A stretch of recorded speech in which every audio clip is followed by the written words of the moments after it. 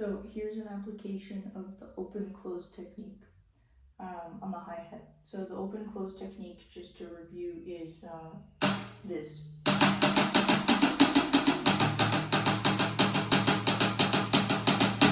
Okay, so I'm opening, I'm closing. Open, close, open, close, open, close, open, close, open, close. The stick is sweeping my hand.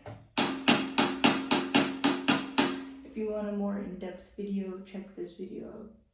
Okay, so this open-close technique you can use for like backbeat stuff. I don't have a bass drum right now, so you're just gonna have to pretend there's a bass drum. So like this, like.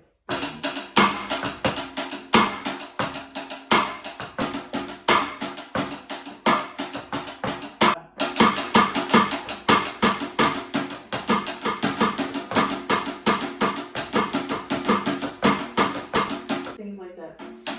It's going to be a little bit harder on the hi-hat than on the practice pad because you have less rebound here, so that's something you're just going to have to get used to and practice.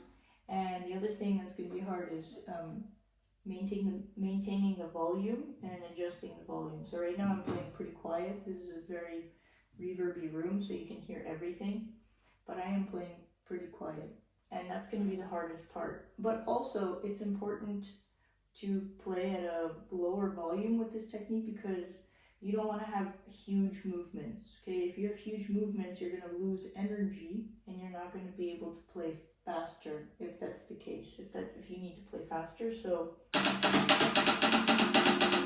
check out how small that motion is, right? And if you can see my hand, I don't know if you can, but my fingers are barely moving. It's something that you take from like a larger movement when you learn it, right? And as you get better, you minimize the movement, okay?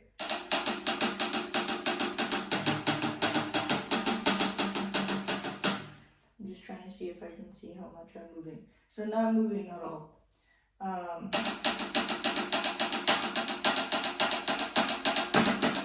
And you're gonna notice my wrist moving, obviously, right? Because I'm dropping the stick, but the drop is like, you can't even tell, right? That I'm actually dropping.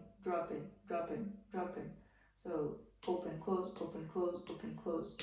The drop happens on the open and then close, right? So watch my wrist for the motion as well.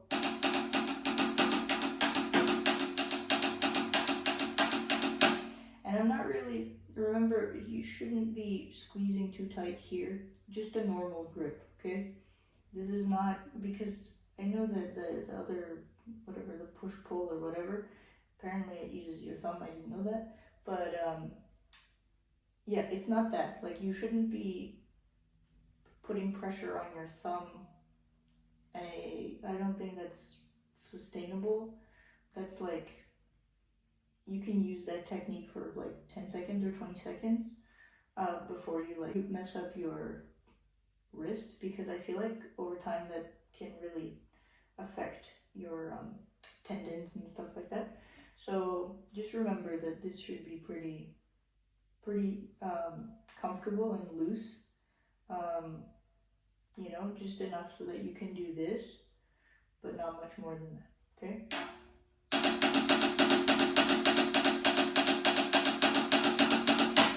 Look at the wrist, look at the motion. That's the application. I hope that helped, and I hope you can see the difference between practicing it at a slow tempo on a practice pad and just understanding it and then actually utilizing it, okay? Because that's a little bit different. So check out the video, practice on practice pad, and then start putting it on the hi-hat.